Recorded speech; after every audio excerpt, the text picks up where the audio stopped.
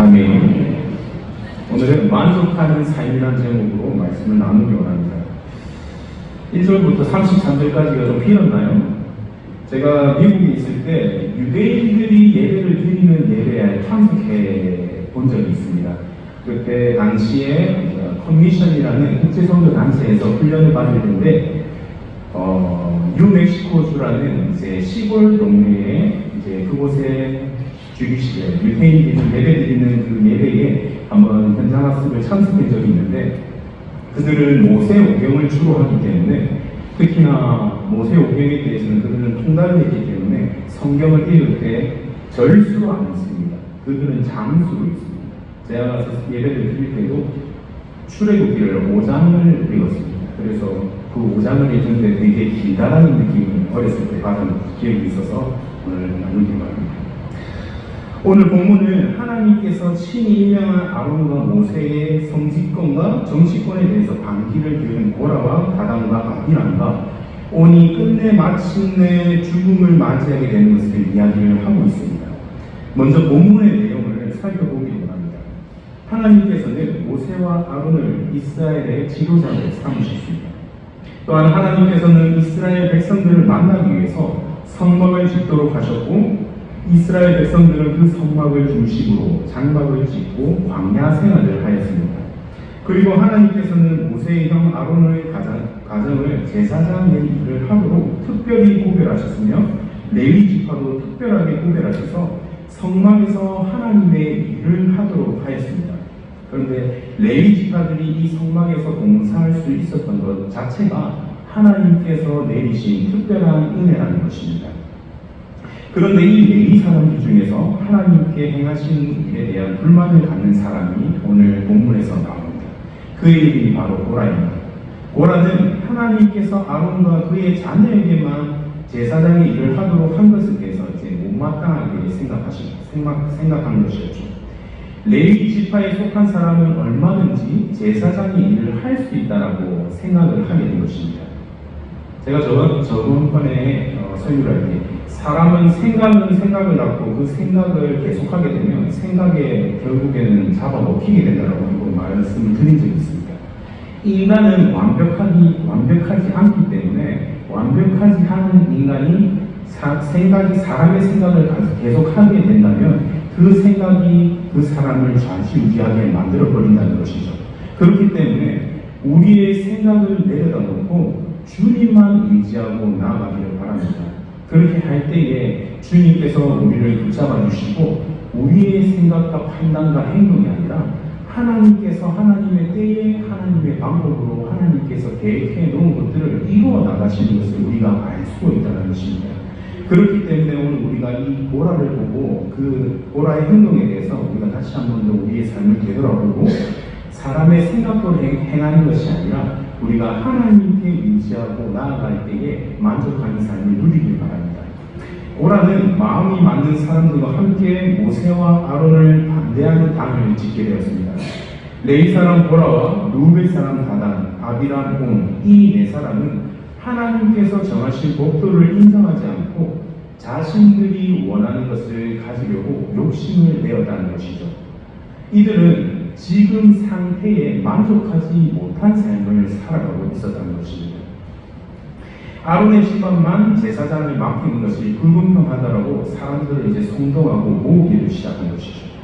그들은 자신들의 생각에 동의하는 사람들을 모아서 계속적으로 세력을 불려나갔습니다. 놀랍게도 이들의 반역에 동참한 지도자의 숫자가 무려 250명이나 되었던 것이죠. 이들의 반역은 하나님에 대한 도전이었고 하나님께 대한 불순종으로 이어지는 것이었습니다. 그렇게 그들이 무리를 지어서 이제 모세와 아론을 찾아갔습니다. 그들이 모세와 아론에게 자신들의 생각을 말하기 시작합니다. 본문 3절에 보시면 그들이 모여서 모세와 아론을 거슬러 그들에게 이르되 너희가 분수에 지나온다. 회중이 다 각각 거룩하고 여호와께서도 그들 중에 계시거늘 너희가 어찌하여 여호와의 총회 위에 스스로 높이느냐라고 말을 합니다. 그들이 마치 모세와 아론이 스스로 높여서 그 자리에 있는 것처럼 교묘하게 유도신문을 하고 있다는 것을 오늘 우리는 알 수 있습니다. 이처럼 저와 여러분들도 각자 지금 선자리에서 다 리더라는 것을 아시고, 리더는 이런 일들을 당할 때가 있다는 것입니다. 자신이 의도치 않아도 세상 사람들이 우리를 핍박하고 조롱하고 계획적으로 쓰러뜨리려고 노력하는 일이 있다는 것입니다. 그럴 때에 결코 우리는 우리의 혈기를 부리면 안 된다는 것입니다. 우리의 자아와 아집이 살아있어서 그 사람들에 대해서 맞부딪히면 안 된다는 것입니다. 예수님께서 화평을 원하러 오신, 화평을 주러 오시냐 덤을 주러 오시다는 것처럼 우리가 진리 외에 비진리의 것은 세상 사람들에게 얼마든지 타협하고 양보해 줄 수 있지만 하나님의 진리인 것을 결코 타협하면 안 된다는 것입니다. 모세는 광야에서 하나님과 훈련을 통해서 혈기를 부리지 않고 하나님 앞에 그 자리에서 엎드리는 것을 오늘 우리가 알 수 있습니다. 모세는 그들의 말을 듣고 얼굴을 땅에 닿을 정도로 엎드려서 하나님께 기도를 하기 시작합니다. 하나님의 응답을 받은 모세는 그들에게 하나님의 이제 뜻을 전하기 시작합니다.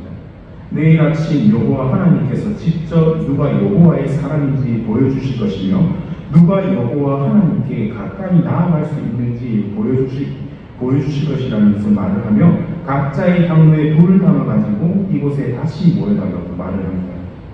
그리고 모세는 이 일을 선동하고 있는 고라에게 이제 말을 합니다. 당신들 레위 사람들은 너무 분수에 지나치다라고 말하고 하나님께서 여러분에게 큰 은혜를 베푸셔서 거룩한 성막에서 섬기게 했음에도 불구하고 그것에 만족하지 못하고 제사장까지 되려고 하고 있다고 모세는 고라에게 말을 합니다. 그 다음날 모세의 말대로 250명이 각자의 향로에 향을 피우고 이제 성막 입구에 서게 되었습니다. 하나님께서 하나님 앞에 향을 피울 수 있도록 허락한 사람들은 오직 아론의 자손들 뿐이었습니다. 향을 들고선 250명의 지도자들은 하나님의 법을 어기고 자신들도 향을 피우는 일을 하고 싶다라고 욕심을 부린 자들이 향을 피우고 앞에 섰다라는 것입니다. 아론도 자신의 향로에 향을 피워서 성막 입구에 섰을 때 여호와 하나님의 영광이 그곳에 있는 모든 사람들에게 나타나셨습니다. 그렇게 하나님께서는 하나님께 반역하여 그곳에 모인 모든 사람들을 순식간에 없애려고 했지만 모세와 아론은 하나님께 엎드려서 여호와 하나님께 부르짖기 시작합니다. 하나님은 모든 백성의 영을 다스리는 하나님이십니다. 이 무리에게 노하지 마십시오. 죄는 한 사람만 지었을 뿐입니다. 우리가 이 땅을 살아갈 때 각자가 리더라고 하셨던 것처럼 리더는 다른 사람들을 품을 줄 알아야 됩니다. 자신에게 맡겨진 양떼의 꼴을 먹일 줄 아는 게 바로 리더라는 것입니다. 여러분이 지금 이 자리 땅끝인 것처럼 각자의 자리에서 서 있고 그 자리에서 하나님께 예배드리는 마지막인 것처럼 예배드리는 삶을 살아가고 있는 것처럼 여러분이 리더의 자리에 섰을 때 하나님께서 맡기시는 양떼의 꼴을 먹이고 하나님께 반하는 사람들의 말을 듣지 않는 저와 여러분들이 되시길 바랍니다. 오늘 고라는 하나님께 반하는 행동을 했고 사람들을 선동해서 모았고 그로 인해서 하나님께서 들어쓰시는 사람인 모세와 아론에 대해서 대적하기 시작했다는 것이죠. 그렇게 하나님께서 모세와 아론의 기도를 들으시고 이제 다시 생각하시고 말씀하십니다. 모든 무리에게 고라와 다단과 아비람 곁에서 떨어져 있으라고 말하시며 모세는 백성들에게 경고하였고 그로 인해서 모세가 백성들에게 말하기를 여러분 이 사람들의 장막에서 물러서고 그들의 것은 아무것도 만지지 말라고 말합니다. 만지는 사람은 이들의 죄 때문에 함께 멸망할 것이라고 선포하고 모세의 말이 끝나자마자 사람들은 고라와 다단 그리고 아비람의 장막에서 물러나기 시작했습니다.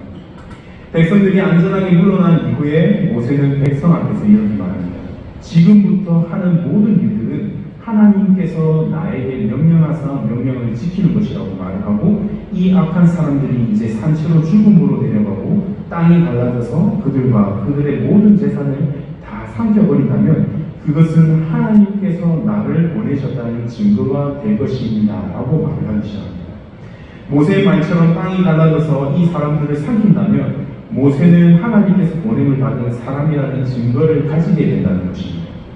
모세의 말이 끝나자마자 반역을 했던 사람들이 서 있던 땅이 갈라져서 그들과 그들의 재산을 삼켜버리는 일이 발생됩니다. 땅은 반역했던 지도자들과 그들의 모든 재산을 입을 벌려 삼키듯이 삼켜버리고, 그리고 땅이 덮여서 그 모든 것들이 땅에 묻혀져 버렸다는 것입니다. 오늘 본문에 보시면 망한다라는 표현이 나옵니다. 오늘 땅이 그 속한 고라에게 속한 모든 사람과 그들의 재물을 삼키며 그들과 그의 모든 재물이 산채로 수울에 빠지며 땅이 그 위에 덮이니 그들이 회중 가운데서 망하니라. 이처럼 우리가 드라마 같은 데서나 함부로 말을 할 때 자기의 재산을 도둑맞았거나 잃어버렸을 때 아이고 나는 망했다 라고 말할 때가 있는데, 이 망한다는 말 자체를 우리는 조심해야 된다는 것입니다. 우리 입술에는 권세가 있어서 우리의 말대로 씨를 뿌린 대로 열매를 맺기 때문에 함부로 말을 해서는 안 된다는 것입니다. 오늘 본문에서 이 망한다는 것은 모든 것을 잃게 되는데, 모든 것이라는 자신의 생명 또한 포함이 된다는 말입니다.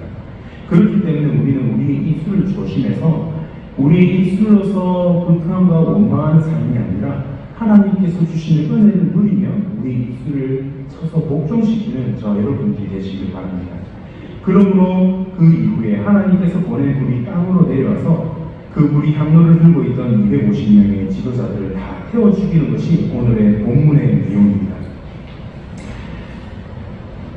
우리가 살아가고 있는 이 시대에도 불만족을 느끼는 사람들이 많이 늘어나고 있습니다. 문명의 발달로 인해서 삶의 안락을 추구하고 편안한 삶을 살아갈 수 있도록 문명이 발달하면 더 좋아지고 더 평안해져야 되는 것이 세상의 이치인데 그렇지 않다는 것입니다. 문명의 발달로 인해서 해야 될 것이 많아졌기 때문에 그 많은 것을 하다 보니까 하나님께 집중하지 못하는 삶 때문에 우리가 만족감을 못 느끼고 있다는 것입니다. 또한 왜 인간은 만족하지 못하는 삶을 살아가게 된 것일까요?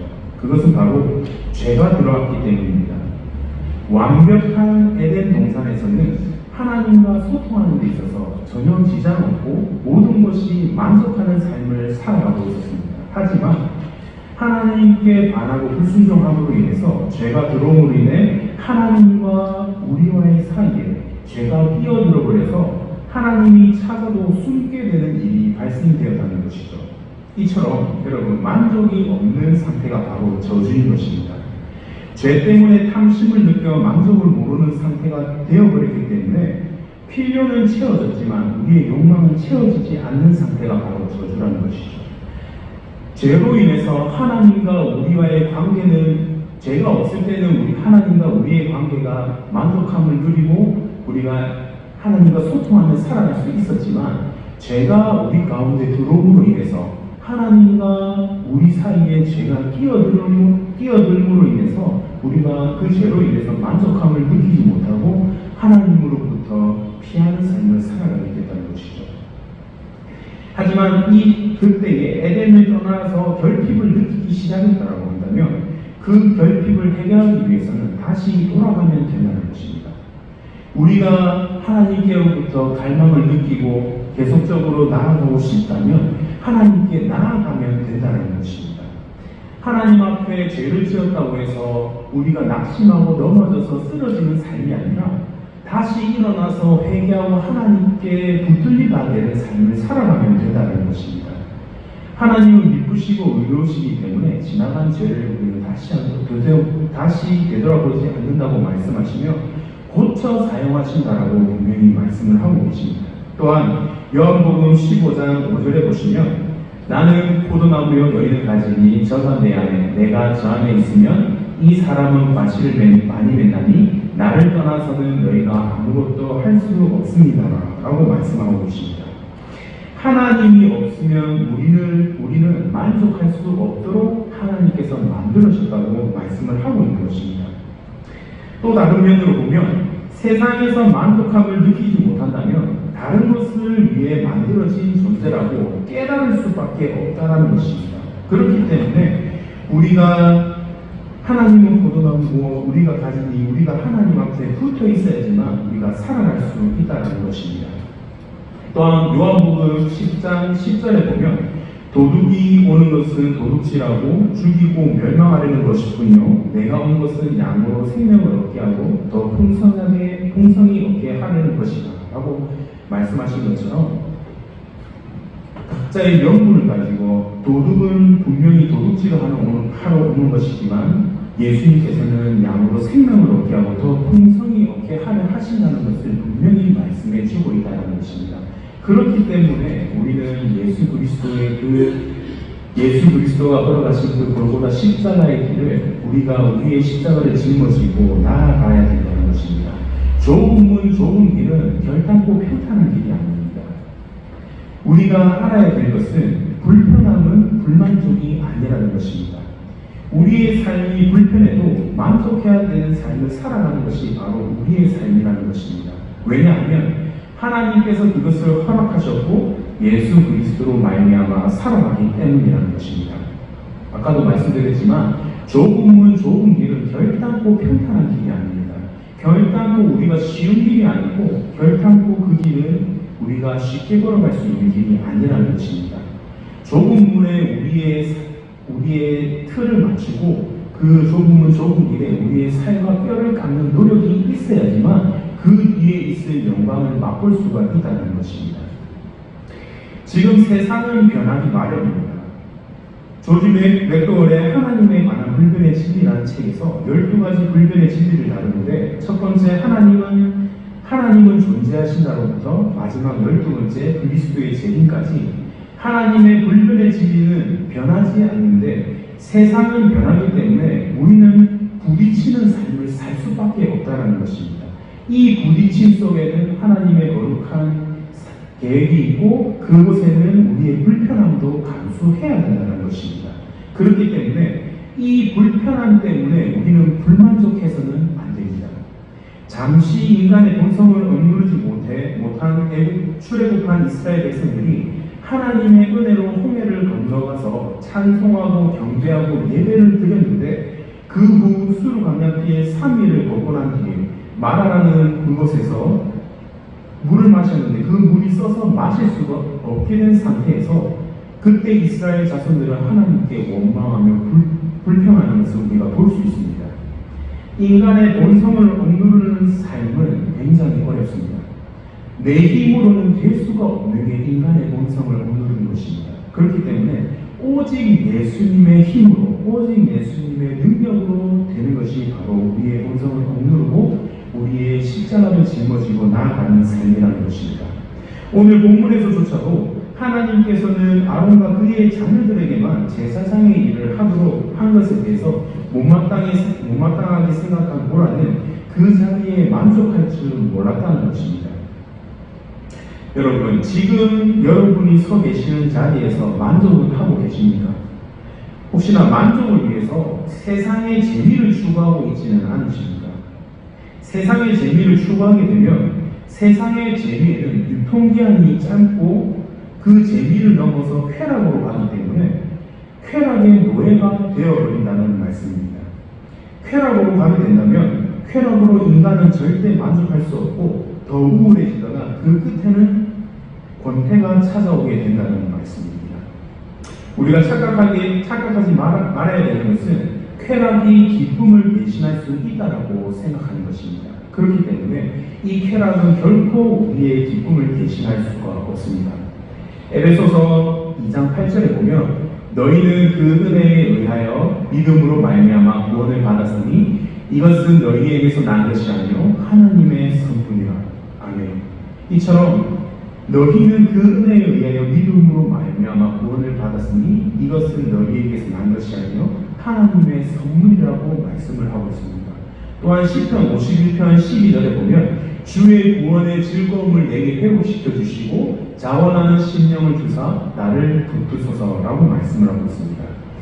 기쁨은 죄사함의 소식이며 만족은 주님 안에서 누릴 때 할 수 있는 것이 바로 만족이라는 것입니다.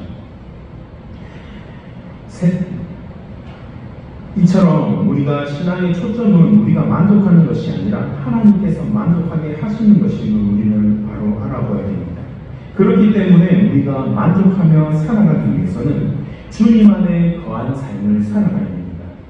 주님 안에 거하는 삶을 살아가야 된다면 자연스럽게 죄와는 멀어지는 삶을 살아갈 수밖에 없다는 것입니다.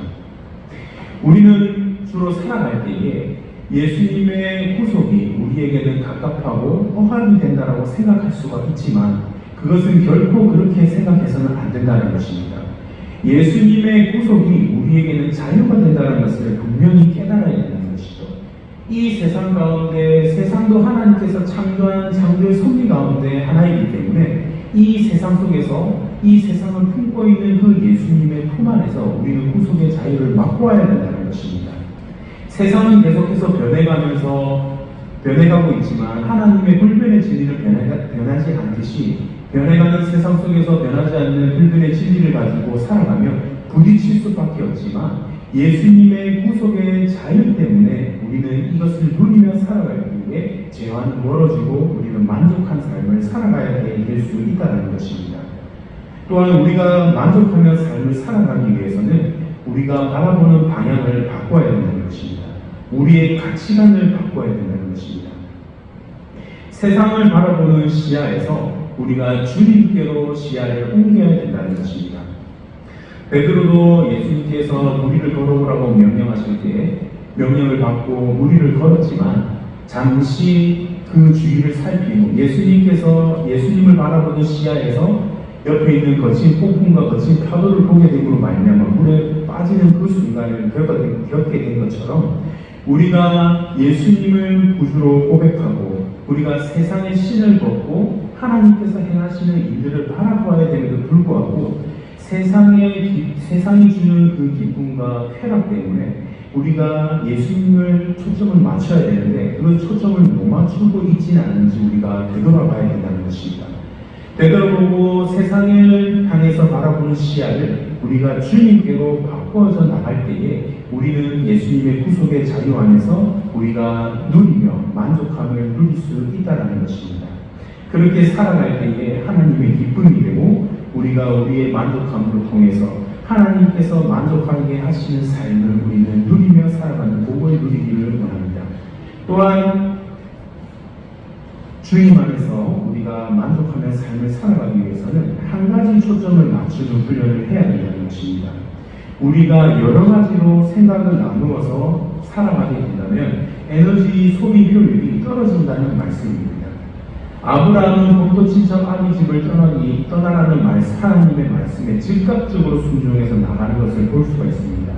또한 노아는 하나님께서 방주를 지으라고 했을 때 세상 사람들이 조롱하고 핍박하고 손가락질해도 오로지 하나님의 말씀만을 바라보고 순종하며 한 곳에 집중하며 나가겠다는 삶을 살았습니다. 그렇기 때문에 우리는 이렇게 단순한 삶을 살아가야 한다는 것입니다. 우리의 우선순위는 오직 하나님 한 분께로만 맞춰져야 된다는 것입니다. 오직 예수님만 우리의 삶의 1순위로 올려지는 삶을 살아가야 된다는 것입니다. 사도행전 2장 20장 24절에 보면 내가 달려갈 길과 주 예수께 받은 사명 곧 하나님의 은혜의 복음을 증언함을 마치려 하면은 나의 생명조차 조금도 귀한 것으로 여기지 아니하노라 라고 사도 바울이 말한 것처럼 내가 달려갈 때에 곧 하나님의 은혜의 복음을 증언하며 마치려 하면은 나의 생명조차 조금도 귀한 것으로 여기지 아니하노라고 분명히 말씀하고 있습니다. 우리가 하나님의 은혜로 말미암아 지금 이 자리에 서 있고 하나님의 은혜로 말미암아 죽을 수밖에 없는 우리 죄인된 우리들을 위해서 독생자 예수 그리스도를 이 땅에 보내시어 저와 여러분들의 죄를 위해서 십자가에 못 박혀 죽으심으로 말미암아 그 하나님과의 깨어졌던 관계가 회복되고 하나님을 아버지라 부를 수 있는 은혜를 우리에게 더해 주신 것을 우리가 누리며 살아가야 된다는 것입니다. 그렇게 할 때에 우리는 하나님께서 주신 그 은혜를 우리만 누리는 것이 아니라 우리 주변의 이웃들과 함께 누리며 만족하며 삶을 살아갈 수 있다는 것입니다. C.S. 루이스가 말한 것 중에서 우선시해야 할 것을 우선시해라라고 말을 하고 있습니다. 1차적인 것을 해야지만 2차적인 것을 할 수 있다라고 말하며 1차적인 것과 2차적인 것을 동시에 한다면 두 가지 다 놓친다고 분명히 말하고 있습니다. 우선순위를 분명하게 해서 하나님을 우리의 우선순위의 첫 번째로 놓고 그 외의 것들은 하나님을 다음으로 하나님께서 명령하신 대로 삶을 사는 것을 먼저 행하는 삶을 살아가야 된다는 것입니다. 그러므로 시편 17편 15절에 보면 나는 의로운 중에 주의 얼굴을 배우리니 깰 때에 주의 형상으로 만족하리이다. 주의 형상으로 만족하는 삶을 깰 때에 주의 형상으로 만족한다고 말을 하고 있는 것입니다. 의로운 중에 주의 얼굴을 배우리니 깰 때에 주의 형상으로만 만족한다고. 하나님께서 보여주신 주의 형상으로 우리가 만족하게 되기를 바랍니다. 결론을 내면 내일부터 추석 연휴가 시작되는데 연휴 기간 동안 불편함이 있을 수도 있고 없을 수도 있지만 불편함 가운데서도 만족을 누리는 삶을 살아가야 한다는 것입니다. 우리가 의지적으로라도 주님 안에서 또한 너희가 내 안에 거하고 내 말이 너희 안에 거하면 무엇이든지 원하는 대로 구하라 그리하면 이루리라고 하는 말씀처럼 우선순위를 하나님으로부터 바로잡고 모든 초점이 주님께로 향해서 나가는 저와 여러분들이 되시기를 주님의 이름으로 축복합니다.